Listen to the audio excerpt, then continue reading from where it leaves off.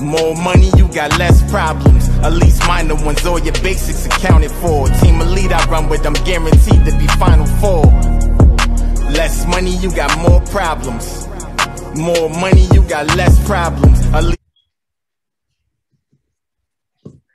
Good evening, the BAC community, bringing Albany communities knowledge.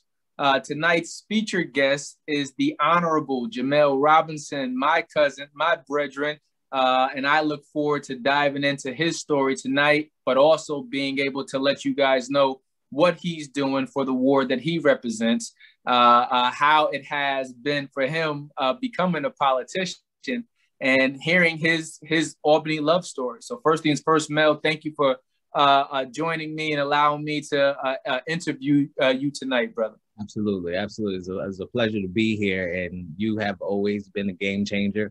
You put your hands to it, it changed the narrative in the city, and I'm appreciative that you created this platform and that you have me on tonight.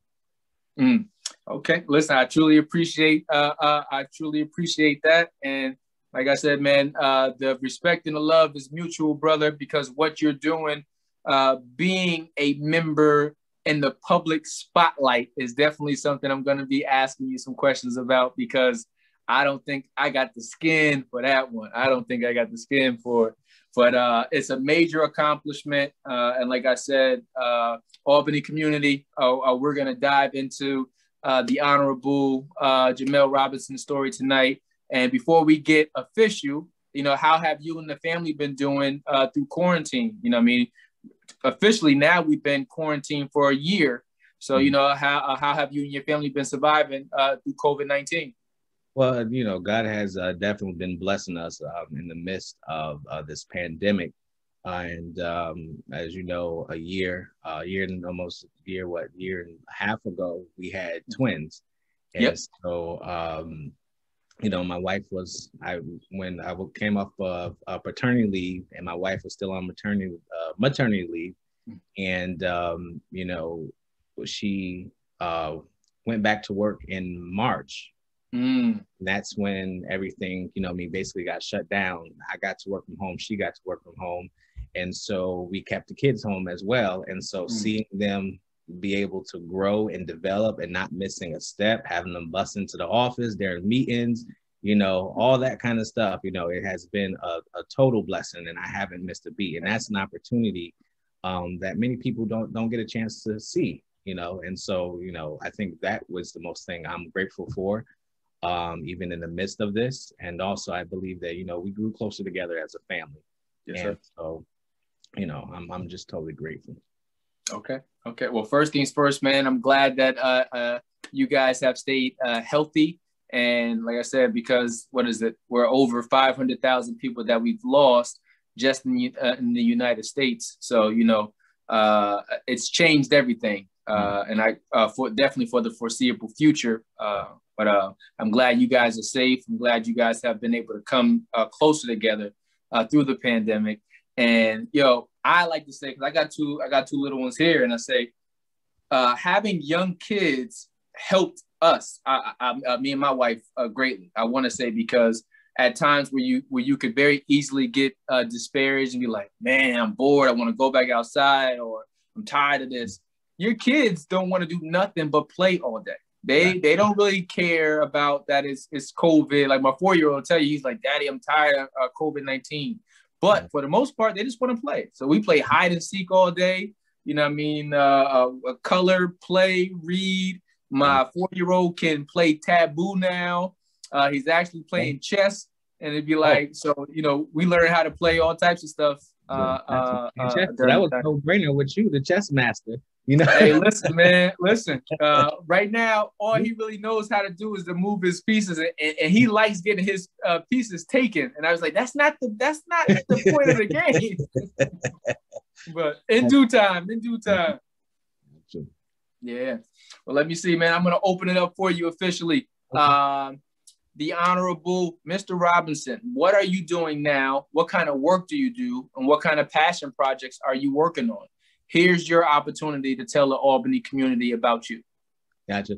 So right now, I am the city councilman for representing the 5th Ward here in the city of Albany. And when I ran for office, I ran because I seen that our community was suffering from neglect. The community that, you and I grew up in, Arbor Hill, West Hill, when we were younger, it was such a beautiful and vibrant community. But as, I got older, I began to see the amount of neglect in our community. So I ran for office because I felt like I had an innate passion to see the place that I love, the place I grew up in, better. And so, I ran for office. The people of the 5th Ward trusted me with their leadership and got me into office. And, God has been blessing. Under this tenure, we got, $3 million in streets and sidewalks. And I don't remember if you remember the asphalt sidewalks on 2nd Street and 3rd Street, and, just a disservice to our community. Those finally got ripped and torn out. New sidewalks got put in there.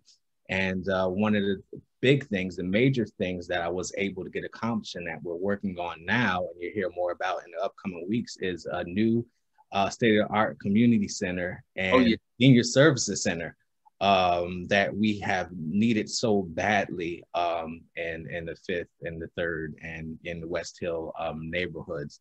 And, so right now, those are some of the things that's the major thing that, is I'm working on currently. But also, the job of the council member really is to really set policy for the city and, pass legislation. And over the summer, with the death of George Floyd,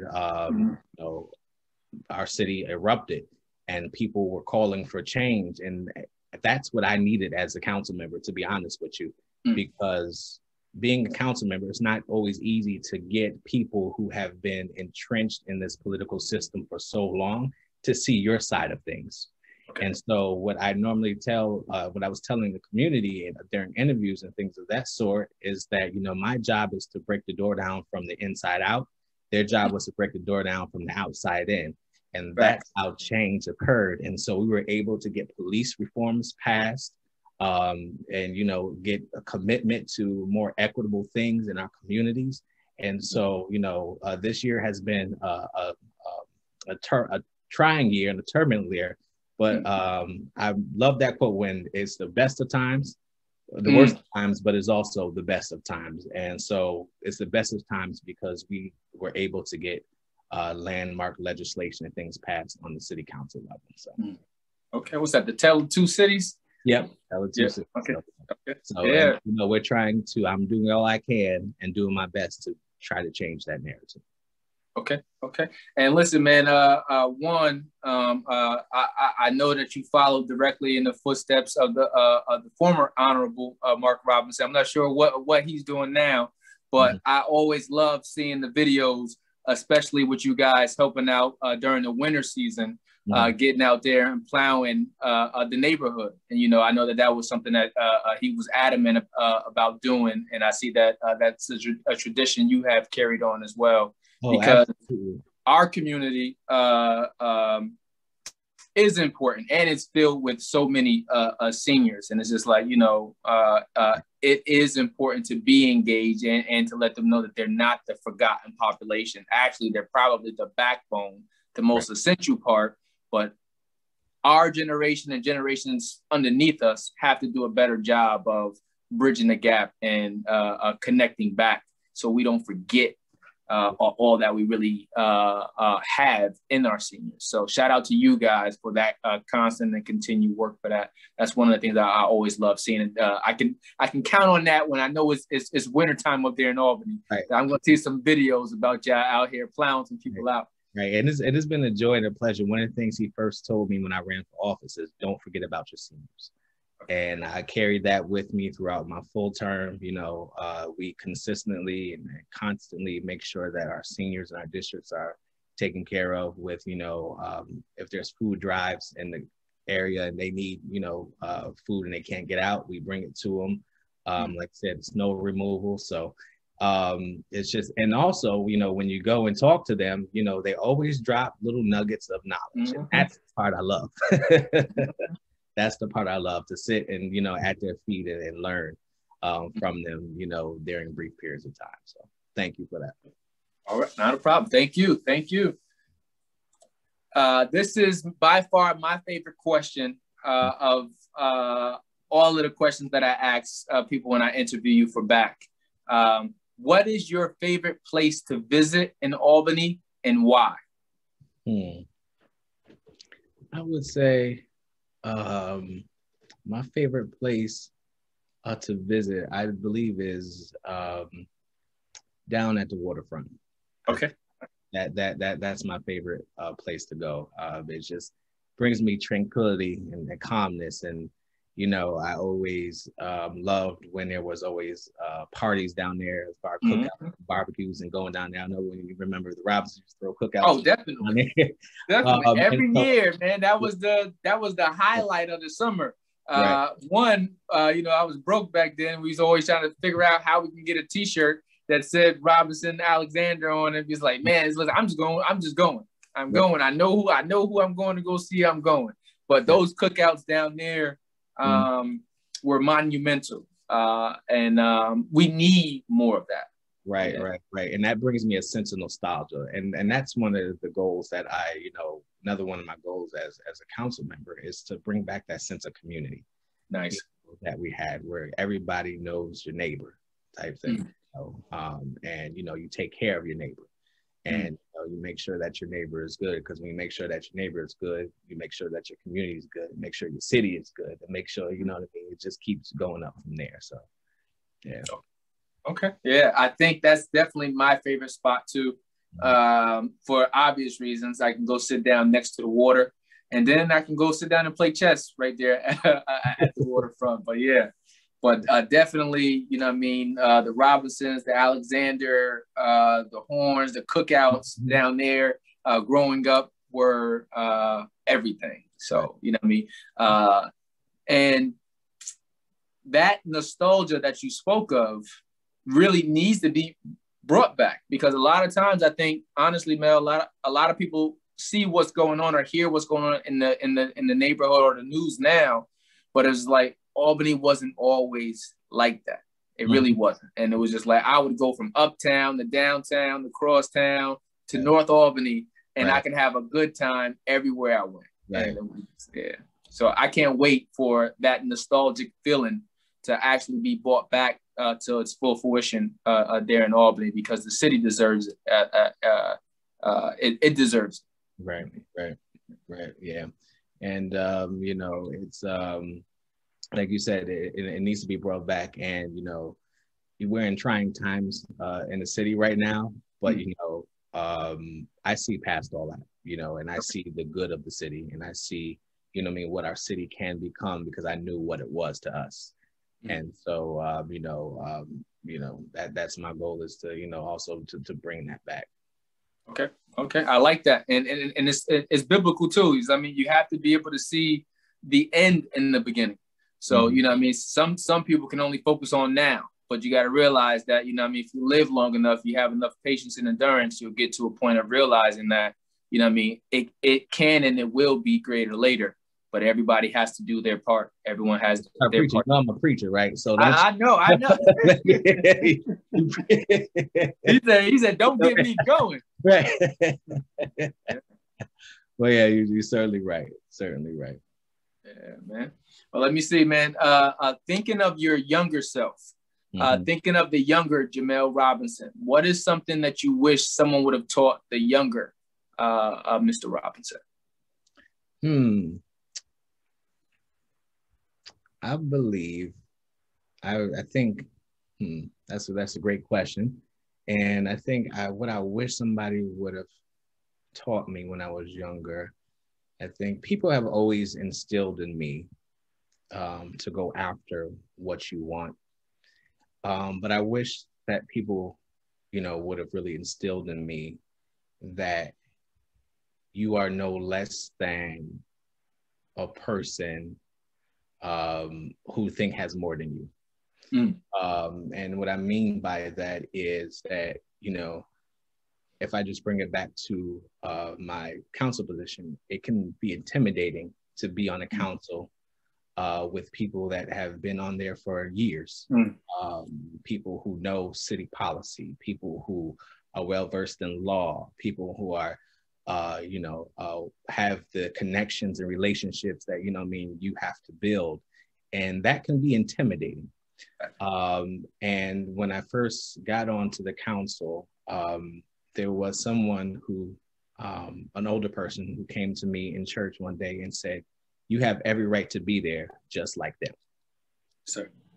And that right there gave me the confidence, and it gave me the motivation, and it made me be able to take pride in what the task I was about to take on. So I think that what I would say to my younger son. Okay. All right. I feel it. You deserve a seat at the table. Right. You know what I mean? Whether or not people want to give that to you, and what your determination is to break down those doors. Because sometimes, it's not on everybody else to give you the opportunity. Sometimes it's your, you have to go out and create your own opportunities. And then it's kind of like the field of dreams. It's like, if you build it, they will come. Mm-hmm. So it's always like that. You got to believe in yourself and the uniqueness of who you are, and realize that God designed you specifically to be you, not like anybody else. Right. Yeah, and if God called you to it, he'll give you the grace to deal with it. Yes, sir. So, that's what I would say to anybody, don't be afraid or intimidated by, the purpose that God has for you. But, God, if he gave you the vision, he will make it come to pass. And so, sometimes you got to just walk by faith. And that, what this task has been as a council person, or this joy has been as a council person, is walking by faith, and seeing God move in different ways in our city through the purpose and plan that he has for me. Mm. Okay, listen, and it's a very important plan. I'm sitting here thinking of a conversation I had yesterday, actually, with Pastor Covington,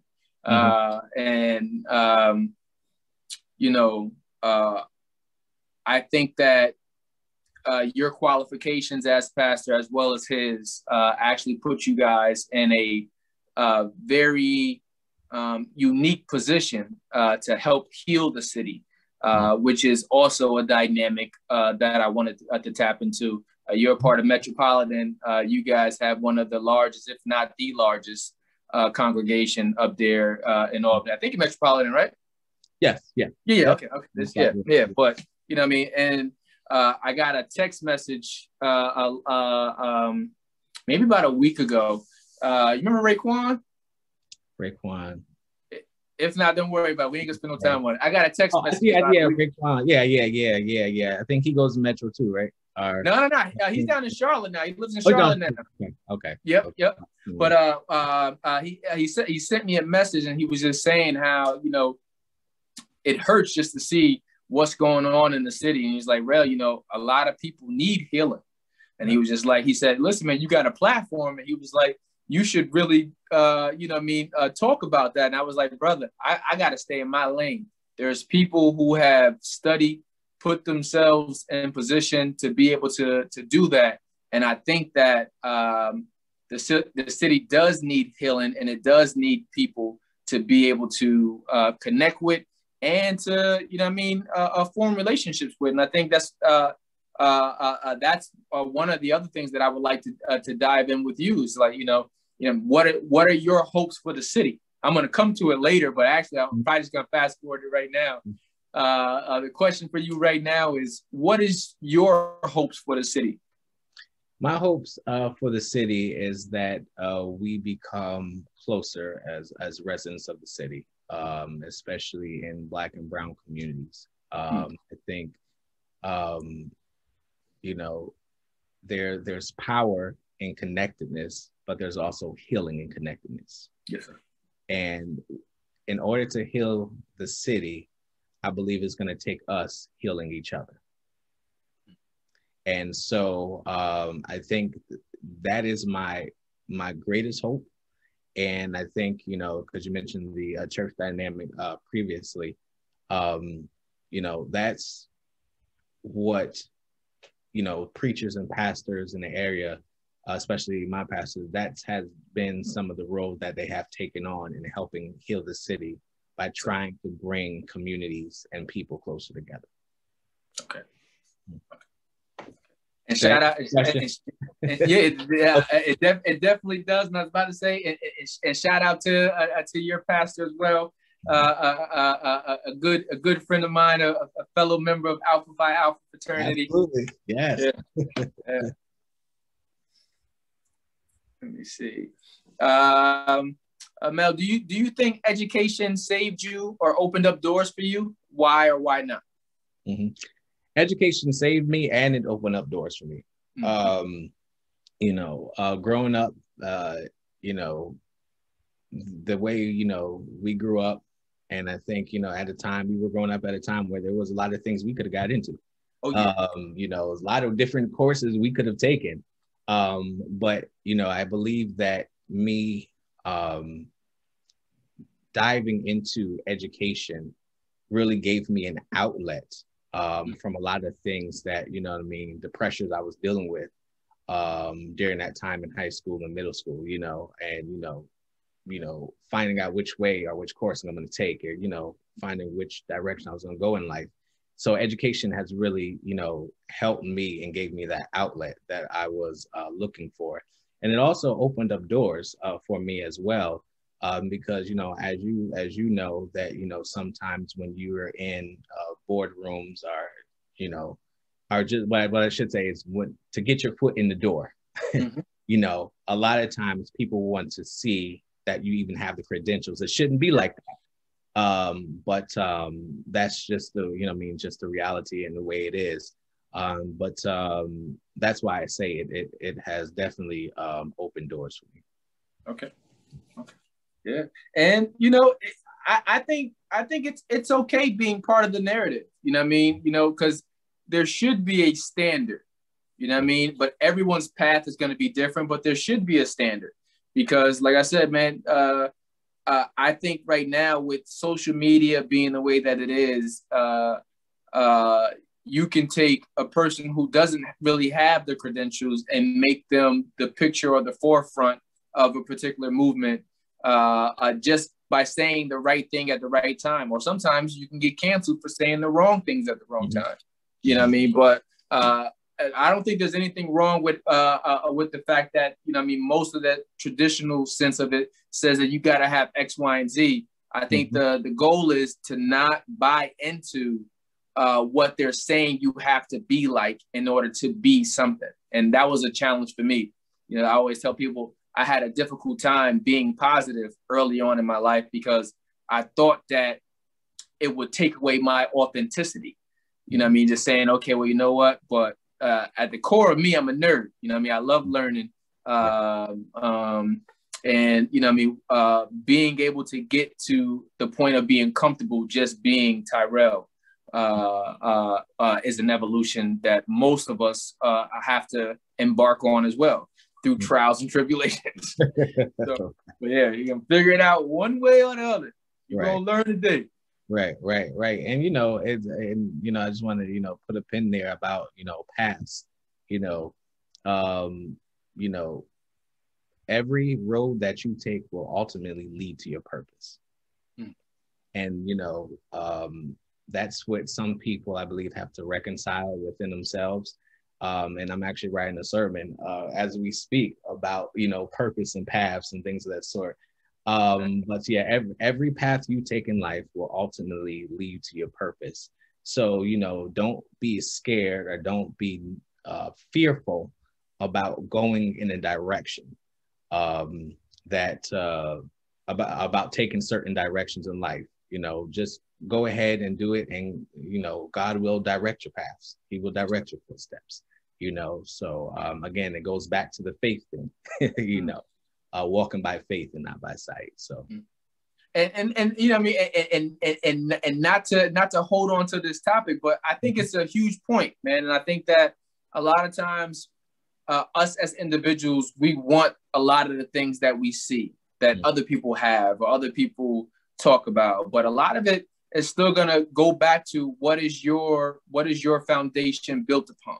And a lot of times, man, if you want to be happy, healthy, and whole, you better have some type of spiritual connection that will keep you when the world will leave you. Oh, so, yeah. And I'm gonna say, being in politics, my relationship with God keeps me grounded. Nice. Keeps me grounded, and yeah. So, and it also keeps me humble as well. And so, yeah. Okay.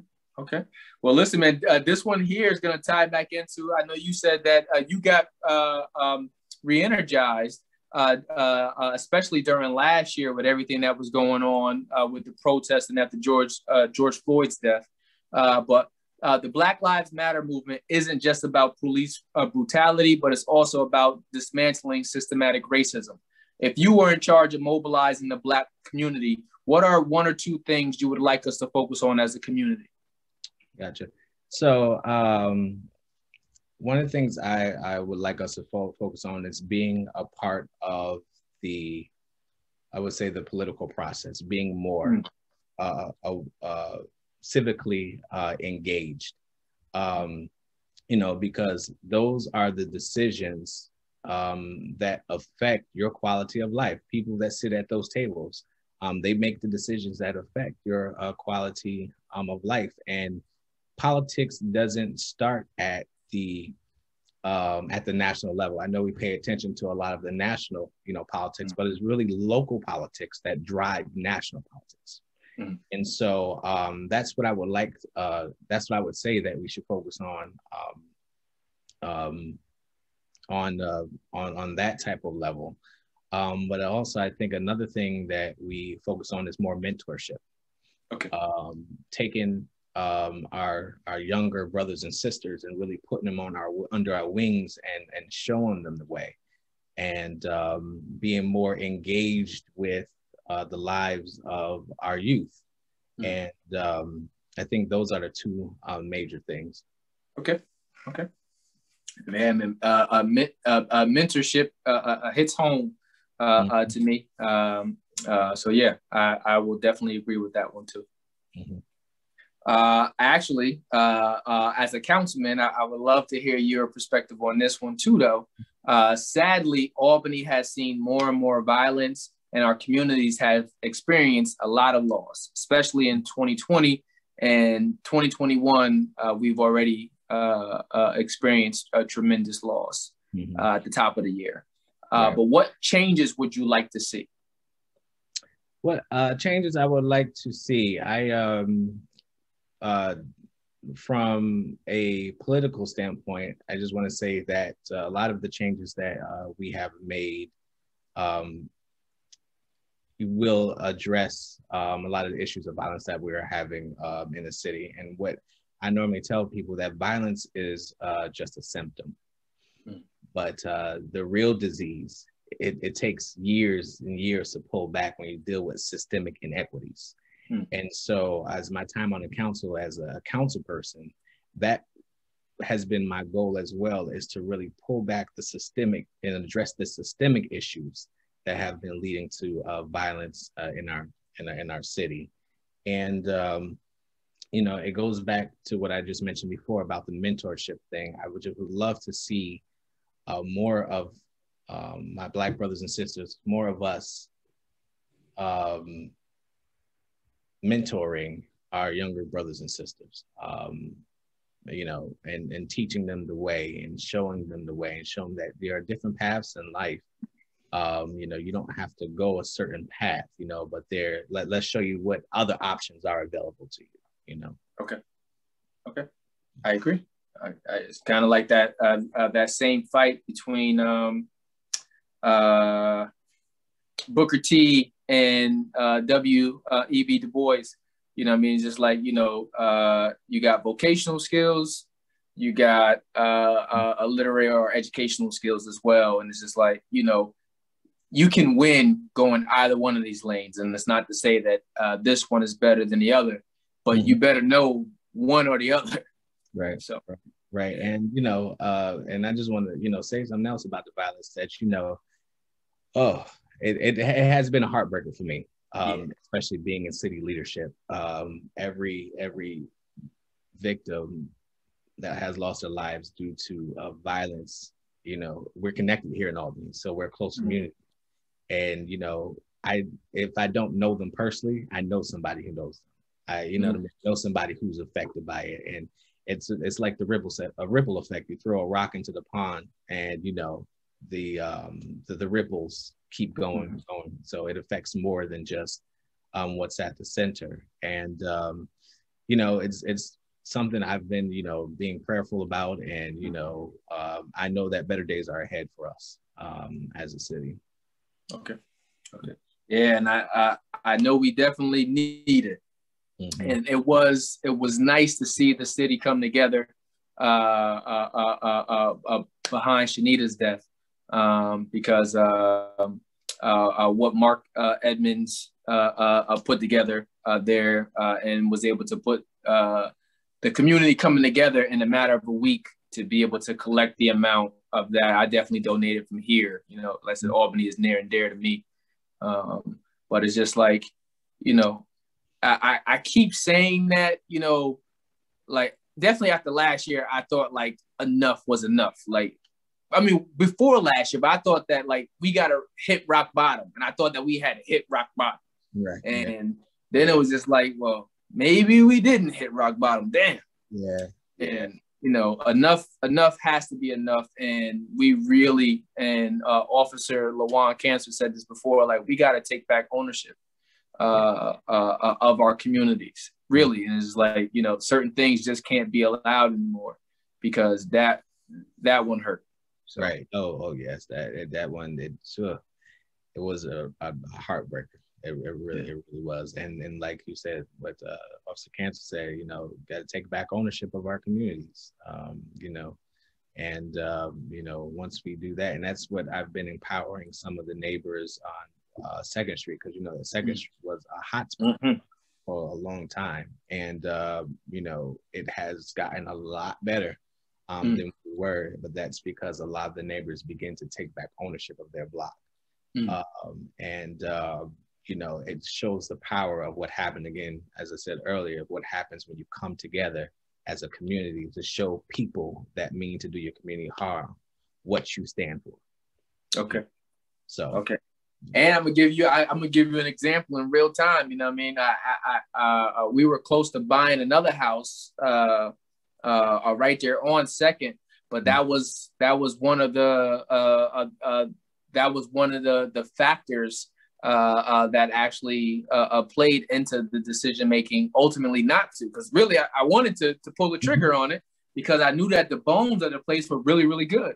And you know, but it's just like, you know, it's hard to get somebody up over there. And I know it only because my best friend owns about maybe 3 or 4 properties on that block. So, and I'm just like, you know, but yeah, so, you know, that's the other variable. It's just like, you know, we end up losing so much talent. We end up losing so many people who could sow back into the community, because we got to get the violence, the safety under control as well, because that's a very important piece. Right. Yeah. And, you know, and like I said, I'm happy to report is that, you know, the neighbors over there, the homeowners over there, you know, they were fed up, you know, and so they've been taking measures to take back their block. And, you know, it's, again, it shows the power of partnership. You know, when you get together with different people, you know, you have power to change the narrative. Definitely. And even it's crazy, because I'm just thinking about it right now. It's like that block in between Judson and North Lake. You know what I mean? When I was younger, you know what I mean? I know Jimmy's was still there on the corner, but that block was a very, if this is the right word, affluent neighborhood. And was like the Wiley family was down there. My mother was close with them, so we would always hang out down there with the Wileys. But like, yeah, so that going back to that nostalgia talk that we had early, I think that's one of the benefits of living through turmoil, because you know what it used to be like, and what it could grow and what it can become once again. Right, right. And I think that is one of the beneficial things, with me as a council person who represents the neighborhood that I grew up in, because I know what it used to be. I know, what it was like to know every single family on the block. I know what it's like to be able to run up and down the street, and go to your friend's house without the fear of something happening. And so boots on the ground, and I'm doing, everything I can do within my power as a legislator, as a council person that represents the district to get us back to that place. Okay. And it's not an easy job, and it's not a job that's going to happen overnight, because we didn't get into it overnight. And like I said before, there's so many systemic things that factor in that, have to be addressed, but it is turning around, and that's the greatest blessing. Okay. Hey, and I have faith that it will, and it will turn around. Well, let me see, man. How has Albany prepared you? How has growing up in Albany prepared you for adulthood? Oh, that's another good question. I was growing up in Albany prepared for adulthood. Oh man, I think growing up in Albany prepared me for adulthood. It showed me the power of connections, as far as connections, valuing the valuing your connections. It showed me that we all need each other. To push each other ahead. And so that's what, I try to do is to, help push other people ahead, to push them towards the purpose that they have. I think that has been the most beneficial thing to me, and what I have learned, growing up in Albany has benefited me in my adult relationships. Okay. Yeah. Let me see. Success is measured in many different ways. How do you measure success? Mm-hmm. Yeah, because I should have looked over these questions. These are some good questions. As a politician, I'm getting asked questions like these. These are some good questions. But how do I measure success? I think measuring success is how much you're able to give back. How much you're able to give back, not how much you're able to hoard. But sometimes people get successful and they never give it to anybody else, or never, reach out their hand to help somebody else. But I measure success and how much I'm able to give back and pour out of me into somebody else. Okay. I like that. And it's actually, I want to go off script. Just one question, only because I'm in my mind right now. I'm thinking. So, and what I'm thinking of is this: like, one, I have the uniqueness of talking to a pastor and a councilman. So I want to make sure that I get all of the jewels out of you right now. As a councilman, seeing a lot of the studies that have come out very recently in regards to the inequity among housing, racism within the department. What is one, like I said, there's historical significance in that, obviously, now that is coming out through recent commissions and studies that are being done there in Albany. Mm-hmm. How do you see your role or your position being able to help to break down some of those barriers in those areas, and to motivate individuals to get back into home ownership and buying? And actually, it's making me think about it because I had Charles Toohey on. Maybe he might have been one of my earlier interviews, him and Brandon Stanfield. And I know his big thing is home ownership. Mm-hmm. But just seeing the disparities, the inequity among races here in Albany, because I only say that because I think Tui might have mentioned that he works with you on some upcoming projects that he's working on. But I don't even know if that was a question. That's why I don't never go off script. But I just went off script. I just said a whole bunch. But how do you feel about what I just said? Gotcha. I got you. So I think as a council person, addressing issues like that is really getting a seat at the table and eliminating the barriers that exist for African Americans, people of color, and communities of color. And it's interesting that you mentioned that, because I was appointed to the committee, Albany County Land Bank's underserved committee to put more homes in the hands of people of color. Mm-hmm. And one of the things that we looked at on the committee is their policies.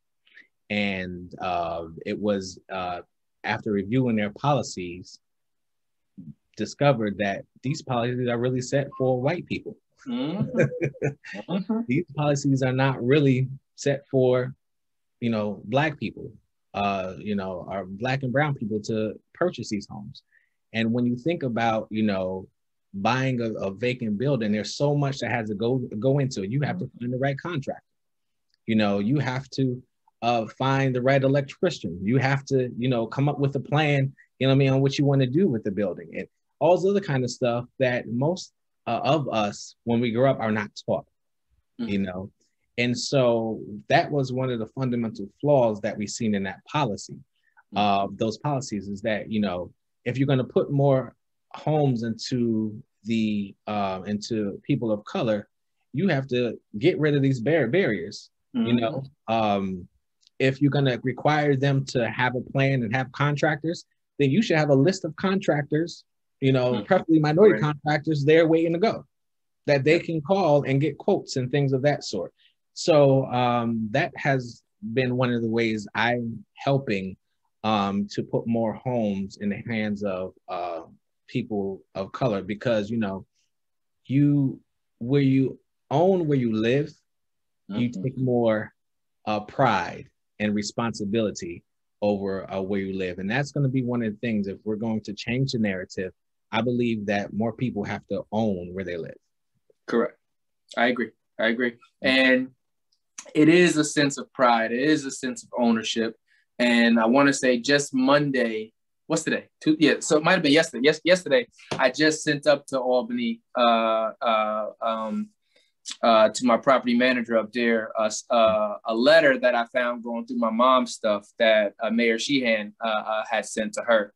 And it was just saying, like, I've come through the city of Albany, and it's like one of the properties that stood out to me was yours, and it was just like, thank you for taking a great deal of pride in your property. And, so, I'm going to hang that up.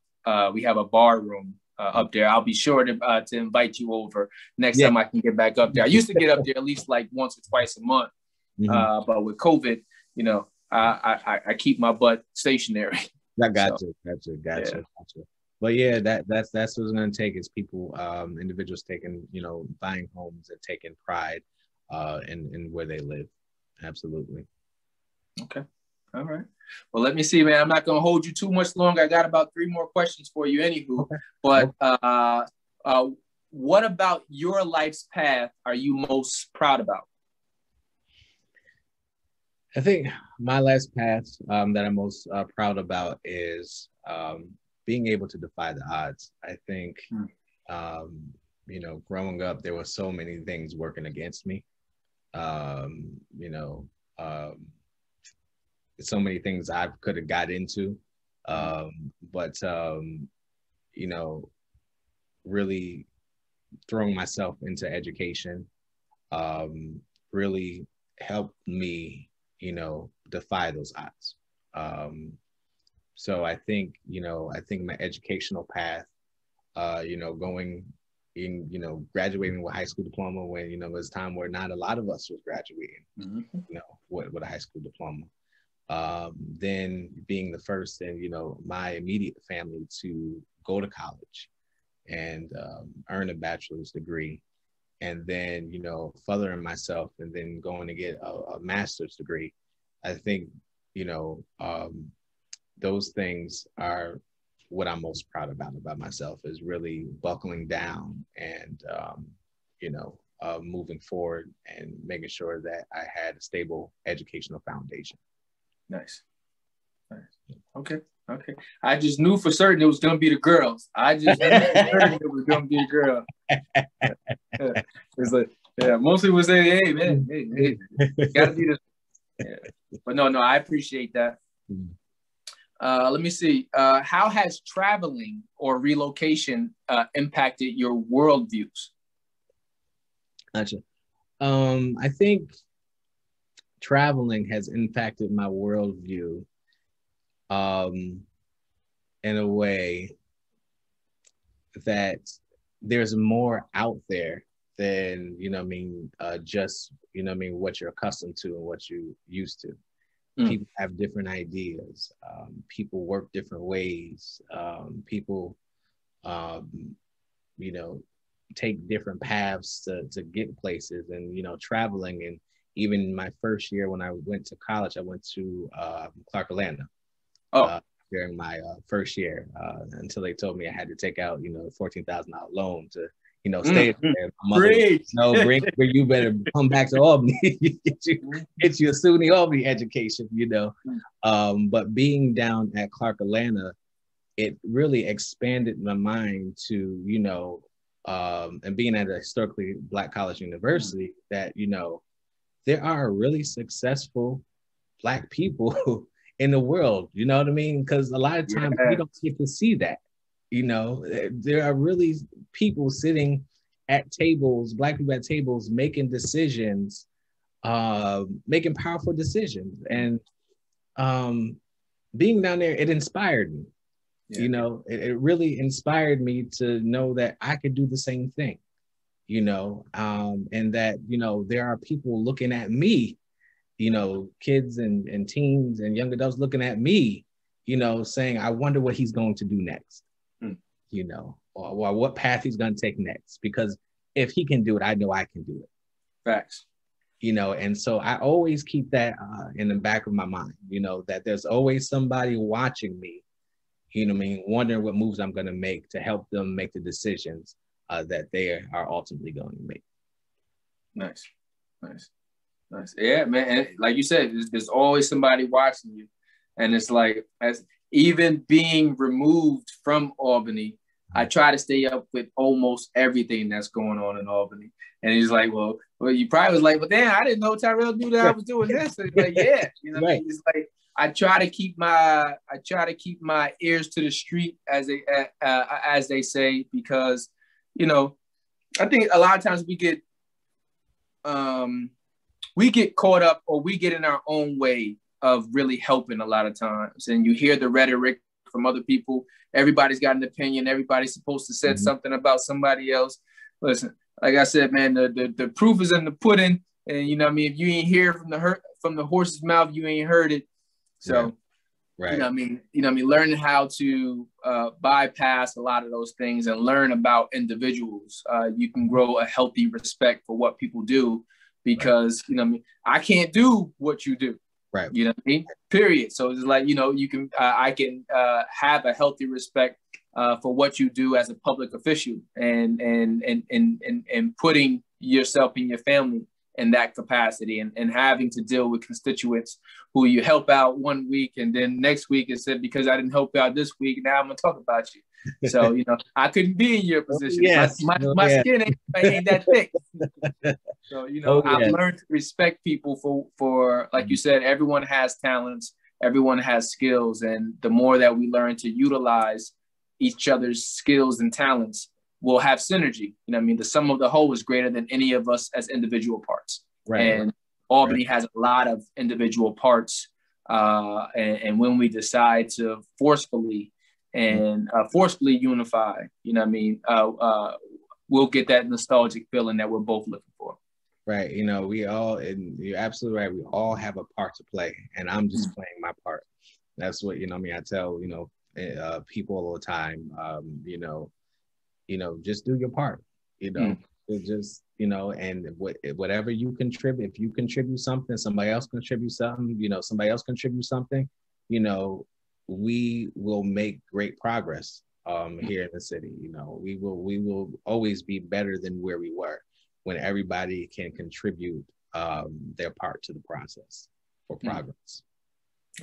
I just made that up. And that's it sounds real good. It sounds real good. If I had to use a campaign slogan. That's right. He said, listen, you know what? I'm going to write that down. Come on, I'm going to revisit this one. Let me see, man. Here's my final question for you, my final official question for you for the night. Are there any resources like apps, books, podcasts or social media figures that you're following right now? Who motivates you? How do you stay motivated? Great question. How do I stay motivated? I'm motivated, I would say, a lot of times by Facebook. And as I said before, that a lot of people who are on Facebook are friends from high school, friends from middle school, and, friends from church and, other people I've met along my journey. And to see people doing so many great things, it's inspiring. And also to see people, getting involved where in processes that typically we were left out of, and people breaking down barriers, people, opening doors for other people to, come in. And it's just, that's where I get most of my information, my inspiration from, I would say. Okay. Okay. Yeah. What about books, podcasts? Are you reading anything good you would like to educate us on? Yes. Oh, well, I mean, I wouldn't say I'm reading anything good right now. I wouldn't say it's good, but it's boring. I'm reading a lot about public policy, a lot of books on that, a lot of books on data, how to, interpret data and, things of that sort, just to kind of, give me a different perspective on policy.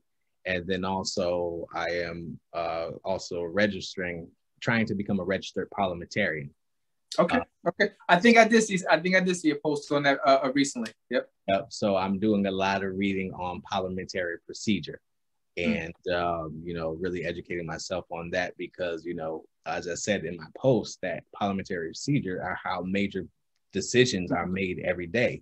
If you can't properly navigate a meeting or, know how to call things out when they should be called out or know, how to stop certain things from going forward, people can get over on you a lot. And so, I want to be able to be a registered parliamentarian and then go into schools and then teach kids about parliamentary procedure, how to debate your point and debate it in a way that, you take your personal feelings out of it, but you debate on facts and you debate on merit, and so I'm looking after I become, get that certification to actually mentor kids in that area.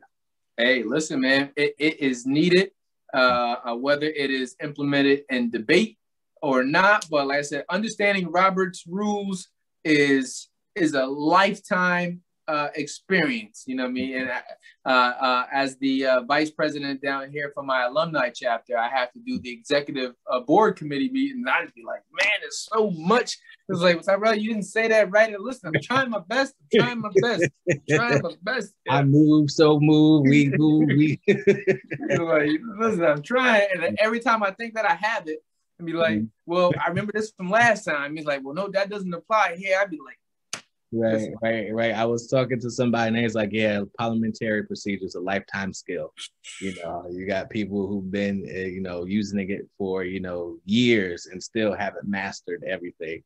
So, I'm grateful that, you know what I mean, I got the bug to do this, and I'm pursuing it. So okay. Well, shout out to you, because that is definitely a skill that not a lot of us have. Mm-hmm. And it is an acquired skill that uniquely puts you in position, like you said, to organize, to run, to make sure that things are done properly. Because if you can't do it properly, you can't get it done. So shout out to you for having the interest in becoming a parliamentarian. Because like I said, man, I mean, like, I appreciate it. I appreciate it. I definitely appreciate it. And, you know, I appreciate this conversation. And I think, you know, more conversations like this need to happen, where it's not so, you know, geared towards trying to bring people down, but really trying to uplift and help others in the community shine. So shout out to you for creating this. It's been a pleasure. You know what I mean? I actually can go all night. I don't know if you have any more. Man, my wife gives me Tuesday evenings to go ahead and do my thing. So like I said, man, because she'll take the boys while I come down here and do my love for Albany thing. So, but I've learned to utilize my time wisely. Gotcha. So yeah, I won't keep you too much longer. Here's my last question. This is unofficial. I've already asked you my last question. So at the end of every interview, I'll ask the people who I'm interviewing if there is a person that they would recommend me to interview for back. If there was somebody that you would recommend me to interview for back, who would that be? Let me see. Who would I recommend for the interview?